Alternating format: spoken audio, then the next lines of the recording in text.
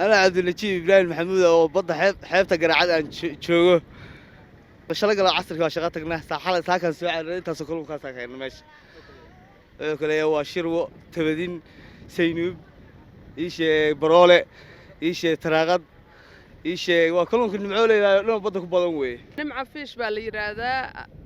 أفرتن سنة بيكوتش دي خبرات اللي أكبر هذا هاي شركة داني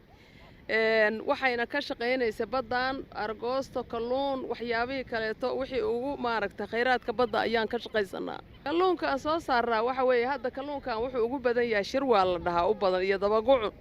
baa la yiraahdaa iyo shiiraan iyo baroole ma garatay kuwa badan oo ka badan quuyaal ka badan guruubo ka badanna waa ku jiraan badda waxaan hadda gobolada iyo degmooyinka iyo Yaman iyo baan u dhoofinaa magaalada gaalkacyo iyo tuulooyinka gobolada meeshaan waxa laga soo saaray kheyraad aad u fara badan oo ilaahay nabca oo nagu galaday ah sidaad arkayseen kalluunka noocyadiisa kala duwan oo aad maaragtay u baaxad weyn qaybo kamid ah waxa loo qaadaa dalka dawadiisa sida hadda maaragtay Cumaan iyo Yemen iyo maaragtay wadamada dariska aan nahay qayb kamid ah waxa loo qaadaa gobolada kale ilaa adu wuxuu socdaa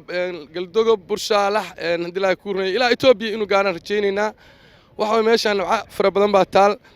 aan jecel lahay dadku inay ka wada faa'iideystaan la suuq geeyo oo waxa weeye qof walba oo maaragtay danaynaya inuu kheyraadka ka faa'iideysto waa meesha kheyraadka aad aragteen uu ka soo baxayo haddii waqti iyo juhli iyo dhaqaale ka badan la geliyo mid ka badan baa ka soo baxaya marka aad waxaan rajaynayaa qof kastoo arka inuu ka faa'iideysto annagana alxamdulillah ilaah baan ugu mahad celinaynaa barwaaqada ilaahayna siiyey